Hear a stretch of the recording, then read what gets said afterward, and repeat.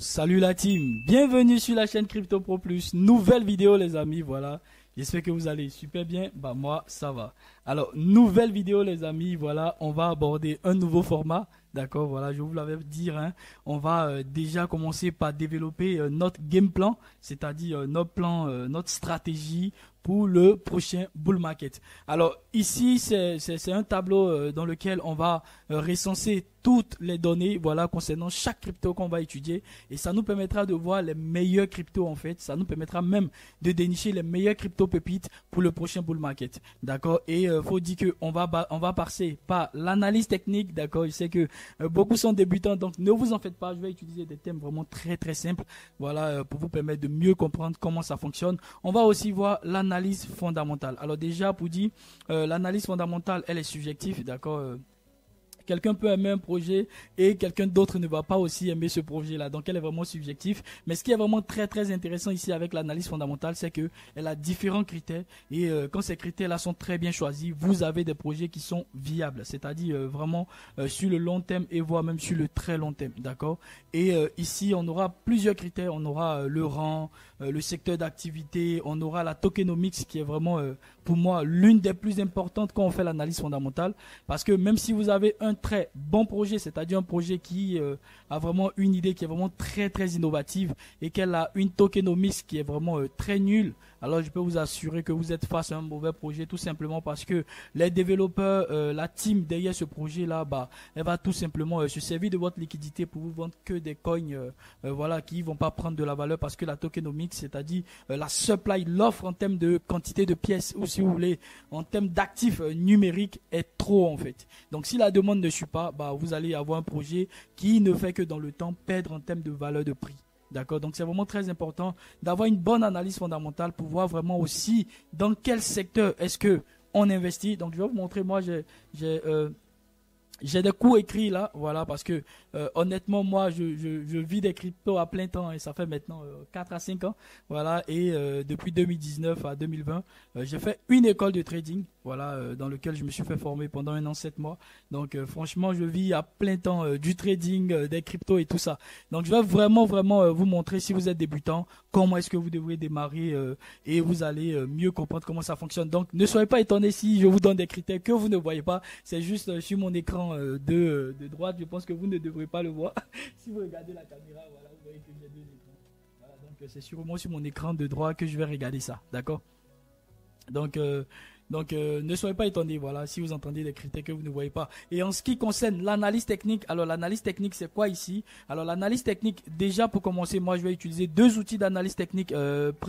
Premièrement c'est TradingView. Voilà, TradingView va me permettre d'avoir ce qu'on appelle une watchlist, donc une liste de surveillance. Donc c'est dedans qu'on va recenser toutes nos cryptos, d'accord?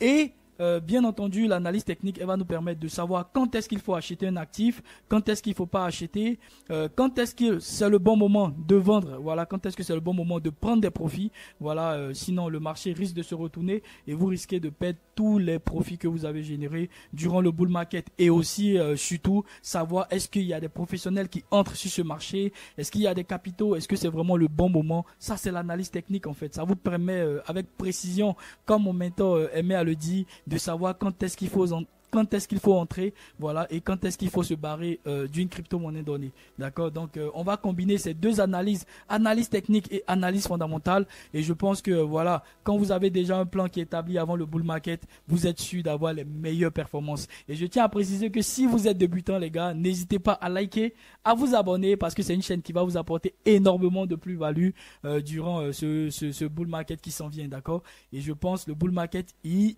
est à 190 jours.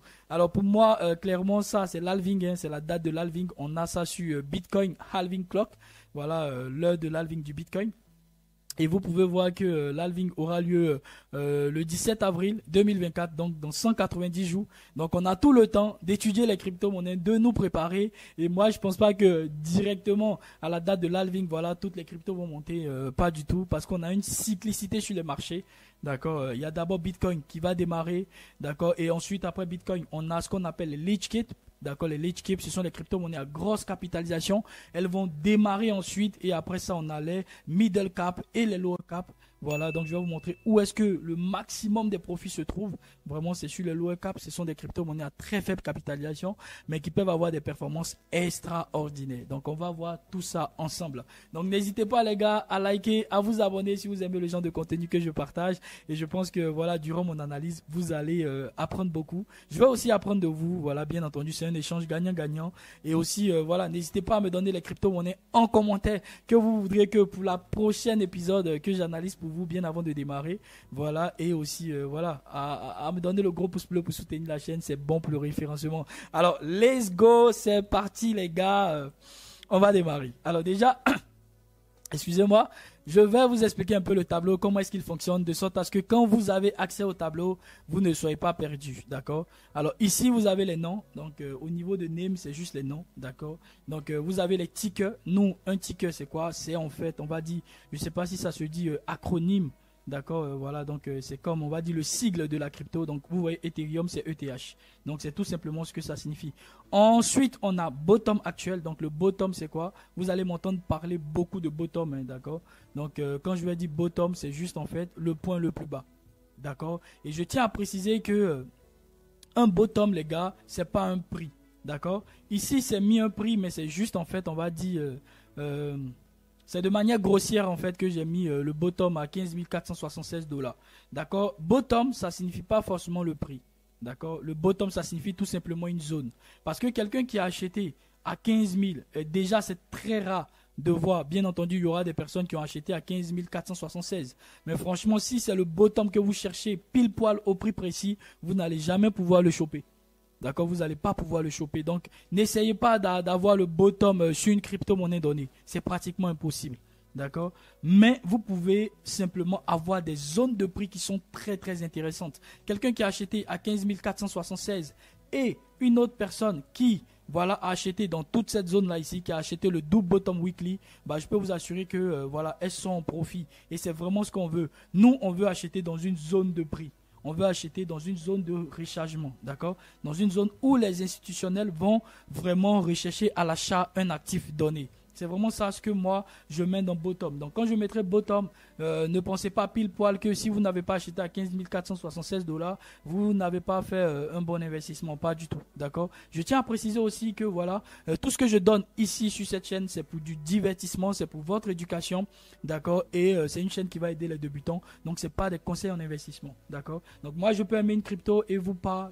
On s'en fout complètement les gars. Le plus important, c'est d'avoir son propre plan qui vous permettra de faire les meilleures performances durant le bull market et surtout d'éviter d'investir dans des shitcoins. Voilà, quand je vais dire shitcoin aussi, voilà, ne pense pas que pour moi, Dogecoin et tout ça, c'est pas des cryptos sur lesquels j'investis pas. Si ça me permettra de faire de l'argent, bien entendu que je vais investir. Mais si ça me permettra pas de faire de l'argent, même si c'est la meilleure crypto, comme Bitcoin par exemple, bah, je peux vous assurer que je vais pas trop investir parce que pour moi, le Bitcoin, c'est juste en fait une crypto-monnaie qui est très utile, qui a de la valeur et qui va me permettre juste de préserver au max mon capital.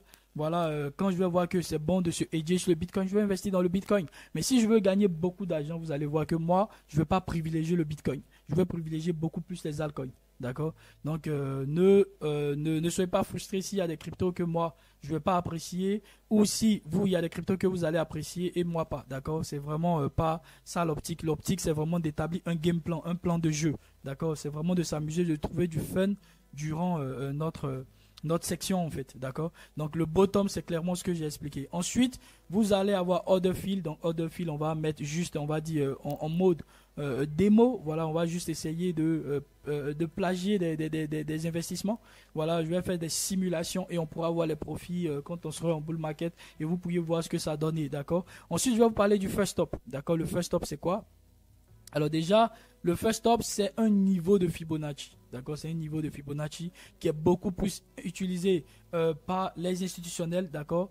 Et ici, c'est ce niveau-là qui est appelé le first stop. D'accord. Le 0,382 de Fibonacci. Alors ce niveau, clairement, je vais vous l'expliquer. Il fonctionne sur deux niveaux, d'accord, c'est-à-dire que le niveau précis des 0,382, il fonctionne de deux manières. La première manière, c'est qu'il peut vous permettre de savoir quand est-ce qu'un marché est dans une tendance haussière ou baissière. Lorsqu'on ne s'affranchit pas à la baisse de ce niveau-là, c'est-à-dire tant que le prix oscille au-dessus du first stop, bah, vous êtes dans un marché qui est tendanciellement haussier. Et lorsqu'on a ce qu'on appelle le break ou la rupture du first stop, c'est-à-dire quand votre prix va passer en dessous de ce niveau-là, vous êtes dans une dynamique baissière. Et ce qui est vraiment intéressant, c'est le second niveau. Le second niveau du first stop, d'accord, lui par exemple, il va nous permettre, voilà mon 2, il a été mal écrit. Le second niveau du first stop, lui, il va nous permettre de savoir quand est-ce que, ou plutôt, quel est le niveau en termes de ROI qu'on peut attendre d'une crypto-monnaie donnée qui est en bear market, d'accord? À quoi est-ce qu'on peut s'attendre? Donc, je vais vous montrer ça sur Bitcoin. Je pense que l'appliquer, ça serait vraiment très intéressant. Regardez. Quand le Bitcoin, il était totalement ici. Donc, je vais jouer le replay. Hein, d'accord, vous pouvez le voir. Hop, ici. Voilà. Donc, on va parler aussi de structure, hein, bien entendu. Donc, ici, quand le Bitcoin se trouvait là, donc je vais cacher mon volume profile. Voilà. Donc, quand le Bitcoin, il se trouvait à ce niveau-là et il avait donné cette belle structure ici, premièrement, de double bottom weekly, d'accord? Quelqu'un aurait pu prendre le Fibonacci, voilà. Il aurait pu prendre à partir du point haut sur le point bas ici. Il aurait déterminé tout simplement son first stop, donc le niveau des 0,382.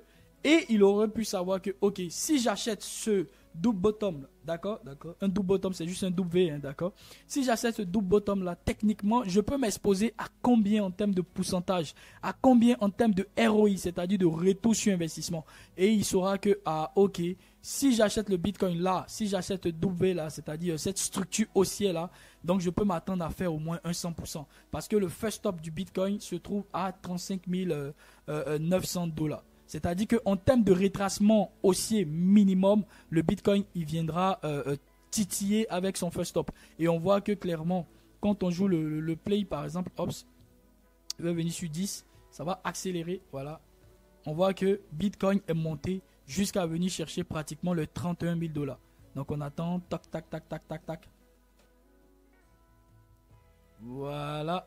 Donc ici, on voit que Bitcoin, il s'est rapproché au max. D'accord, voilà, c'est même ici, hein. Ok. Voilà. Donc on va attendre un peu, Voilà. Donc ici, vous voyez clairement que Bitcoin, il est monté au max, d'accord, en termes de retracement haussier jusqu'ici, jusqu'aux alentours des 31 800. Donc il reste quoi encore pour venir toucher le first stop? Il reste juste, on va dire, un 12% simplement pour venir toucher le first stop. D'accord, c'est pourquoi ici, sur notre journal de bord, vous voyez que j'ai mis retour sur investissement, j'ai mis le first stop, donc à 95%. Donc moi, je l'ai pris peut-être, je vais dire, la zone de prix où j'ai eu à regarder en fait en termes de pourcentage. C'est peut-être pas la même zone pile où j'ai touché pour vous montrer. Mais clairement, vous avez déjà une idée. Donc ça signifie que on aura à voir les ROI minimum que peuvent nous offrir les crypto-monnaies. Et on va chercher au minimum des ROI de 2000%. Je vais vous dire pourquoi. D'accord? Une crypto-monnaie qui peut vous offrir 2000%, c'est-à-dire 1 fois 20, c'est une crypto-monnaie sur laquelle, quand vous investissez, vous êtes sûr de pouvoir tirer vraiment un bel investissement, même si vous sortez assez tôt de cette crypto-monnaie-là. Parce que quand ça monte, il y a des émotions qui vont venir, il y a l'euphorie qui va venir, et vous pourriez avoir très peur que voilà, ça se retourne, mais au moins vous êtes sûr de sortir à x4, à x5, donc au moins de pouvoir bien profiter de votre investissement, d'accord? Donc on va voir ça aussi, on va parler aussi de la zone de rechargement. Voilà, j'ai sauté la zone de rechargement qui est très importante. Je vous ai parlé de l'ROI ici, d'accord? Donc la zone de rechargement, ça s'appelle la reload zone, d'accord? Et ici, la reload zone, c'est encore un niveau de Fibonacci. Ça signifie tout simplement la zone de rechargement, d'accord? C'est la zone où les institutionnels vont rechercher des achats sur un actif donné. D'accord. Donc quand je prends à partir du bottom qu'on a eu, le bottom de Covid, d'accord, de masse. Donc le bottom se trouve ici à 3000 $. Voilà. Donc ça c'est vraiment le bottom. Hein. Quand on va prendre le point bas qui a déclenché le bull market, d'accord, le bull run, jusqu'ici au point le plus haut. Donc je vais enlever ce Fibonacci de ce côté-là, voilà, donc je prends ce Fibonacci-là. Vous avez la zone 0,618 à 786. Et franchement, les gars, évitez d'acheter sur un coup de tête, en fait. D'accord, un investissement, ça ne s'achète pas sur un coup de tête. D'accord, ça ne se fait pas sur un coup de tête. Un investissement, c'est un plan. D'accord. Moi, j'adore en fait Kiyosaki. D'accord. Un investissement, c'est un plan. Et c'est vraiment ça que moi j'ai appris à l'école, c'est un plan. C'est vraiment d'établir une stratégie avec laquelle vous allez vous autodiscipliner à respecter. Et bien entendu, dans votre stratégie, il doit y avoir des normes techniques sur lesquelles vous allez vous appuyer. D'accord. C'est vraiment pas quelque chose que j'entends un ami ou ma grand-mère en parler et je me précipite pour venir investir. La majorité des personnes qui ont investi, qui sont entrées au tout dernier moment dans le bull market, ce sont des personnes qui ont acheté le top du marché. Tout simplement parce qu'ils ont suivi l'euphorie, tout simplement parce qu'ils sont venus à la fin du bull market, ils ont investi parce qu'un ami leur en a parlé en fait. Et quand est-ce qu'un ami va vous en parler de la crypto? C'est tout simplement quand il va l'entendre parler dans les médias. Vous comprenez? Donc, ces gars, ils ont couru investir quand Bitcoin a atteint les 50 000 $. Moi, j'étais encore à l'école, d'accord, en 2019-2020 là. Mes tout premiers investissements, je le faisais avec mon mentor. Donc, très clairement, c'est quand un ami en parlait, c'est quand des amis en parlaient que le public, en fait, venait acheter. D'accord? Et c'est au pire moment que le public a acheté, en fait. Je peux vous assurer ça. D'accord? Et vous-même, si vous êtes honnête avec vous-même, vous savez que quand on débute dans la crypto, même moi-même, j'ai fait cette erreur, hein, d'accord? On a tendance à investir quand un YouTuber nous en parle ou tout simplement quand les médias en parlent, on court acheter. Et je peux vous assurer que c'est toujours au pire moment. Pourquoi? Parce que après, il y a le marché qui se retourne en bas. On vient punir en fait les retardatés. Donc c'est vraiment comme ça fonctionne. Donc encore une fois, il faut toujours déterminer sa zone de rechargement. Vous entendez bien, reload zone, zone de rechargement. Et vous voyez que actuellement, la zone de rechargement, c'est un niveau. C'est d'abord le 0,618 à 786 de Fibonacci en ce qui concerne des bonnes crypto-monnaies, les crypto-monnaies avec un bon fondamentaux, d'accord, avec de bons fondamentaux, d'accord. Et c'est cette zone-là, 0,618 786, d'accord. Vous pouvez noter ça. Donc, quand le marché il viendra dans cette zone, moi je dirais reload zone, c'est vraiment la zone où il faut acheter, c'est dans cette zone-là. Et vous voyez que le bottom qu'on a eu, il s'est fait pile poil légèrement dessus, en dessous des 0,786. Donc, tout ce qui entre dans cette zone-là, donc on va mettre reload zone, c'est vraiment une bonne zone. Et là encore, clairement, même actuellement au prix donné, on est dans une bonne zone. D'accord, on est dans une bonne zone. Techniquement, on est dans une bonne zone et ça, c'est vraiment la grande reload zone. Maintenant, de manière professionnelle, on peut encore optimiser. Donc, vous voyez que tout de suite, là, les amis, ce que j'essaie de faire, c'est de vous expliquer un peu le tableau de bord. Et ensuite, je vais commencer step by step à attaquer les crypto-monnaies. Et vous allez voir des crypto-monnaies vont sortir. Là, même si vous n'avez pas suivi la vidéo, vous avez simplement le tableau de bord. Vous allez comprendre en fait que, ok, le prix est à tel niveau. Donc, ça se trouve toujours dans la zone de rechargement. Je peux l'acheter ou je peux ne pas l'acheter. Je tiens à préciser que ce n'est pas des conseils en investissement. Je le fais pour du divertissement, d'accord? Donc ici, on voit que Bitcoin, il est dans sa zone de rechargement là à 27 000. Parce que notre zone de rechargement, elle commence au niveau des 28 000 jusqu'à 17 000. Donc tout achat qu'on fait dans cette zone-là, d'accord, selon le principe du Fibonacci, d'accord, on pourra le revendre beaucoup plus haut. C'est-à-dire on pourra faire des profits tout simplement parce que c'est une zone de rechargement. D'accord? On pourra faire des profits sur le long terme. Vous avez fait un bon achat quand vous achetez dans cette zone-là. Maintenant, on peut encore optimiser son achat. C'est-à-dire que ça, c'était la zone de rechargement grand, long terme. D'accord? Voilà, c'est vraiment long terme. Mais à très court terme, où est-ce que je pourrais acheter du Bitcoin? Est-ce que moi, je vais acheter là à 27 000? Pas du tout. Je vais optimiser. Je vais prendre maintenant la zone de rechargement court terme pour optimiser. Et vous verrez que de temps à autre, vous aurez deux zones de rechargement selon moi. Et je reviendrai ici. Hop, je vais prendre le point bas du bottom sur le point haut. Donc, ce qui a entraîné ce rallye haussier. Vous vous rappelez, précédemment, j'ai pris ce qui a entraîné le bull market. Maintenant, là, nous sommes en bear market. D'accord. Bon, je dirais plus bear market parce que là, on a eu une structure d'épaule, tête-épaule. Et je vous ai dit clairement que pour moi, je pense que Bitcoin, il a trouvé son bottom. Ça serait difficile qu'on ait un Bitcoin beaucoup plus bas que ça. D'accord, c'est possible, mais ça serait difficile.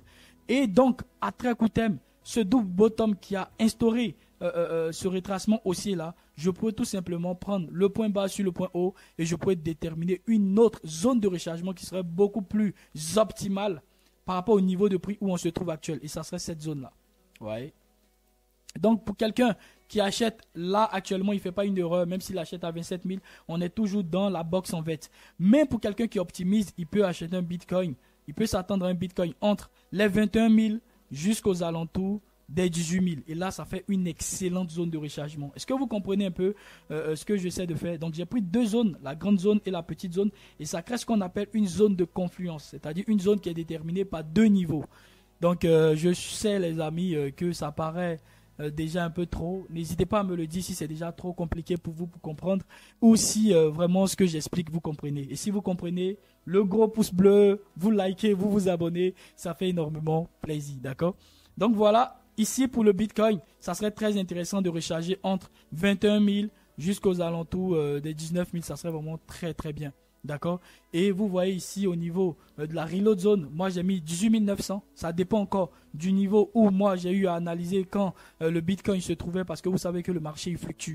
Et vous voyez que 21 700 à 18 900, vous êtes dans une très, très bonne zone. J'ai préféré prendre la zone de rechargement ici, voilà, à très court terme, qui est la plus optimale comparée à la zone de rechargement très long terme qui est de 28 000 jusqu'aux alentours des 17 000, d'accord? Donc, vous comprenez déjà maintenant ce que je veux mettre dans zone de rechargement. C'est la zone où il faut acheter. Et est-ce que le Bitcoin, il se trouve dans cette zone? Est-ce qu'il se trouve entre les 21 000 jusqu'à 18 900? Pas du tout. Donc, ça signifie qu'on attend encore. Moi, personnellement, j'attends encore. Si je tenais ou si j'étais un investisseur et que je voudrais investir, ce n'est pas encore le moment. C'est pas encore le moment. Et vous allez voir que ça va venir ce moment-là. D'accord? Il ne faut vraiment pas se presser. Voilà, il faut aller doucement. Ensuite, l'ATH. Bon, ATH, tout le monde connaît ce que c'est qu'un ATH. Un ATH, c'est tout simplement, en anglais, ça signifie all-time high. C'est le niveau le plus haut enregistré par une crypto-monnaie. Donc, je vais vous montrer ça. Alors, quand on prend Bitcoin, par exemple, son all-time high, ça c'est ici, là. Je vais vous le montrer. Je vais prendre ATH. Voilà, je vais cliquer ici. Donc, c'est à 69 000. On a l'ATH ici. D'accord? Donc, je vais enregistrer ça. Voilà, c'est bon, c'est enregistré. Et je vais vous mettre le lien. Excusez. Voilà, là, ça fait 22 minutes que je tourne. Il ne faut pas que ça soit trop long aussi pour un début. Donc, ici, ça fait un Bitcoin à 69 000 $. D'accord, l'ATH. Donc, vous voyez que ATH, c'est déjà noté. Donc, c'est pareil pour Ethereum. Hein. Voilà. Ensuite, l'ROI, on peut s'attendre à 95%. Si on viendrait au minimum chercher les 382, donc les 0,382 de Fibonacci, on peut s'attendre à 122% si on revenait à 50%, c'est-à-dire, ça, c'est la règle de Gann. Donc, je vais vous expliquer c'est quoi encore. Et si on revenait ici, le ROI 618 786 de Fibonacci, c'est plutôt une zone qu'on va appeler la zone de déchargement. C'est vraiment la zone de short. Donc, c'est une zone où il va falloir prendre au moins 80% de vos bénéfices. Pourquoi? Parce qu'on se rapproche du ATH. Donc, je vais vous montrer cette zone-là. Donc, ici, si on prend Bitcoin comme ça, et qu'on prend son point haut, qu'on revenait ici, voilà, sur son point bas. Donc, on a le niveau minimum de retracement que une crypto-monnaie va enregistrer dans un bull market. C'est-à-dire, va monter au minimum, venir chercher le first stop. C'est pourquoi le minimum qu'on va chercher en termes de first stop, je vous ai dit, c'est 2000%, 1 fois 20. D'accord? Ne vous en faites pas, je vais vous montrer des crypto-monnaies qui peuvent enregistrer ce genre de performance. D'accord? Et donc, ensuite, si on venait dans la zone de déchargement, donc la zone ici, cette zone-là, vous voyez que ça enregistre déjà un 100, attendez, au minimum, un 156%, vous voyez ici, un 156%. Donc, si Bitcoin venait dans cette zone, au minimum, les gars, vous devriez avoir pris au moins 80% de vos bénéfices. Et ça serait pareil pour les altcoins. Au moins 80% de vos bénéfices. Pourquoi? Parce que c'est appelé une zone de short. C'est-à-dire que dans cette zone, les institutionnels vont rechercher des shorts. C'est-à-dire ils vont rechercher à prendre du profit. Ils vont rechercher à shorter la crypto-monnaie en question. Alors, une zone de rechargement de short, d'accord, c'est une zone de déchargement, mais aussi, c'est une zone où il faut clairement prendre du profit. Ça, je ne vous dirai jamais assez, c'est une zone où il faut prendre du profit. Il ne faut pas vraiment viser la lune et dire que c'est tout the moon. Pourquoi? Parce qu'on approche les résistances précédentes, d'accord? C'est vrai que Bitcoin pourrait faire un nouvel ATH et on s'attend tous à un nouvel ATH, un Bitcoin à 100 000 $, minimum, c'est ce que moi je pense qu'on fera, d'accord?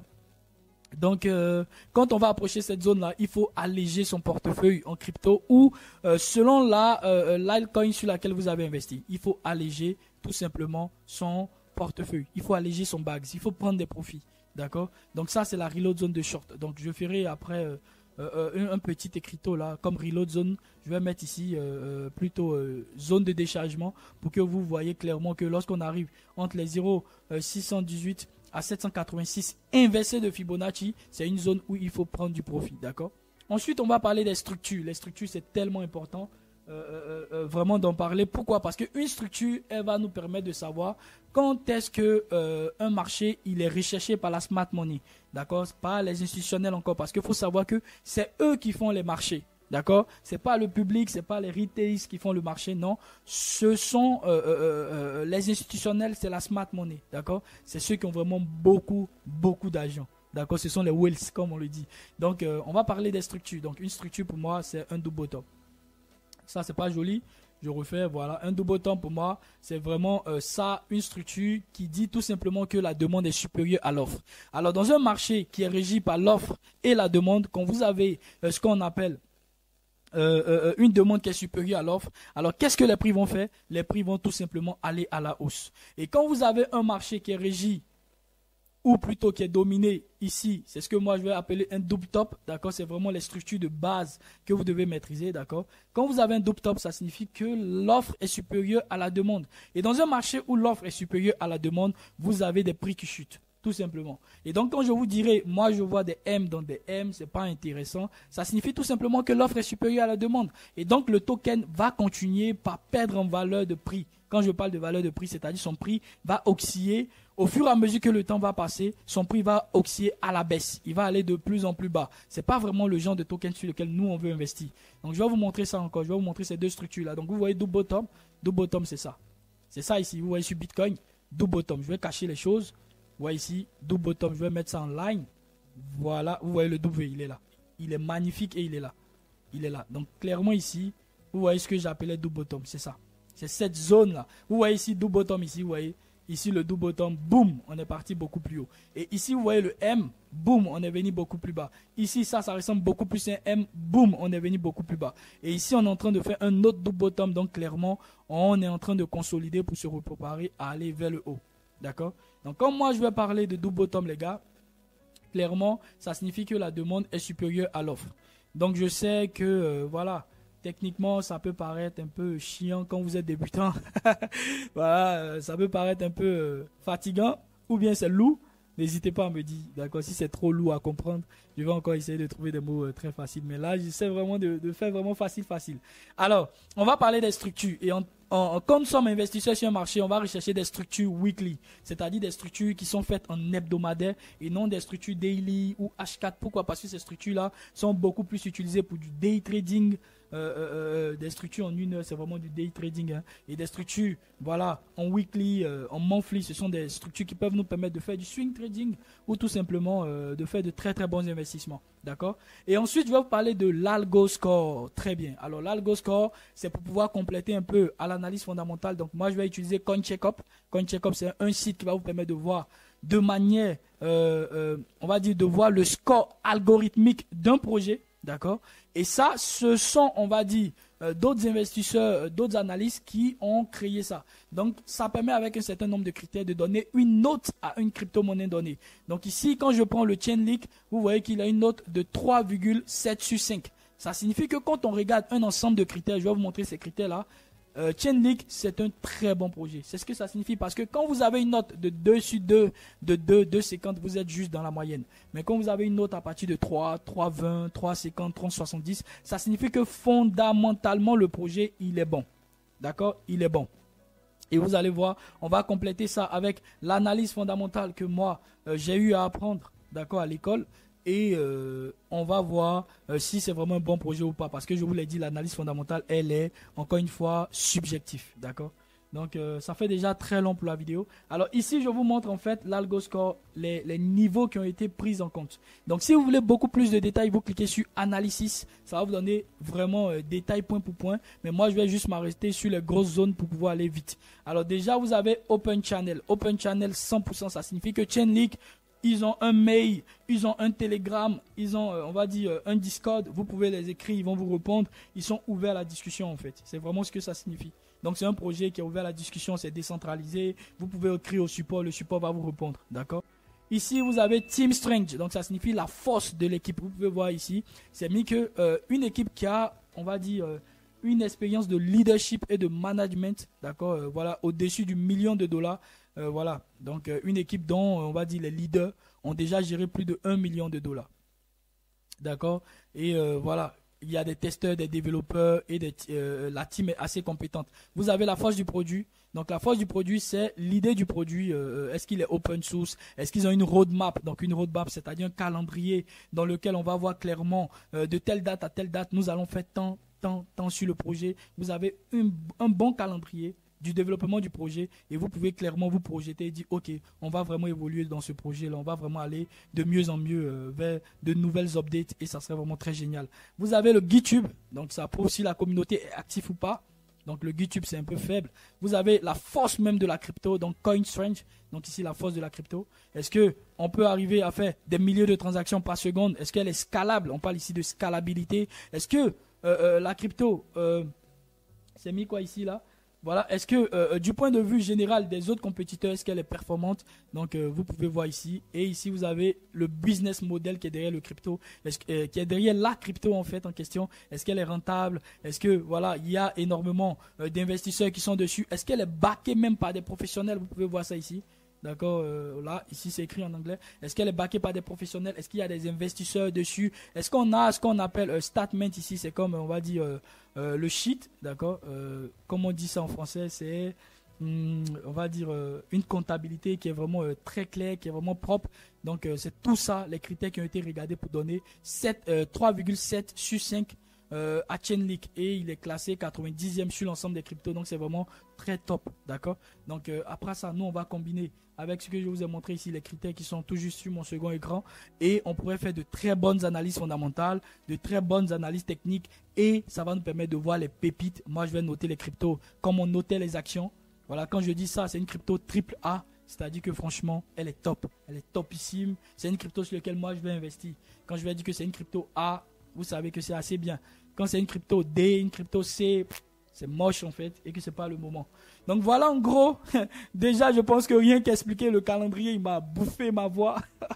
Voilà, je suis déjà HS les gars. Donc je pense que je vais m'arrêter là et je ferai une seconde vidéo pour ne pas que ce soit trop long. Voilà, on va parler de capitalisation, je vais vous expliquer ça, la circulating supply. Je ne pourrai pas close cette vidéo sans vous expliquer ce que c'est qu'une circulating supply, c'est vraiment trop important. D'accord, on va revenir dessus rapidement. Je vais prendre Bitcoin. Je vais vous montrer 2 crypto-monnaies, même 3, avec différentes circulating supply. Et on va clore cette vidéo-là. Et je suis vraiment désolé que ce soit aussi long. J'espère que vous aurez au moins appris quelque chose sur notre tableau de bord. Donc n'hésitez pas à liker pour me soutenir si vous aimez le genre de contenu. Et je pense que vous allez encore plus aimer quand je vais aborder les cryptos, les altcoins. Vous allez vraiment adorer. Voilà, ça va être vraiment très clair dans votre esprit. Les crypto-monnaies que faut pas toucher, que faut toucher. C'est pas un conseil en investissement. Voilà. Donc, c'est juste que moi, je pense en fait de ce que j'ai appris sur 4 ans, 5 ans d'expérience, ce que je peux vous dire. Alors ici, vous avez ce qu'on appelle la circulating supply. La circulating supply, c'est-à-dire l'offre en circulation. C'est l'ensemble des bitcoins qui se trouvent à tous les niveaux possibles, c'est-à-dire dans votre wallet, dans le mien, sur un exchange, sur Binance, sur KuCoin, sur BitGet, peu importe, c'est l'ensemble des cryptos qui sont disponibles actuellement. Et vous avez la mass supply. La mass supply, c'est quoi? C'est en fait le plafond en termes d'offres qu'on aura sur Bitcoin. On ne pourra jamais, au grand jamais, dépasser les 21 millions de Bitcoin. D'accord? Donc ici, quel est ce qu'on peut tirer déjà comme conclusion? C'est-à-dire que, est-ce que vous vous souvenez que je vous ai parlé de l'offre et la demande?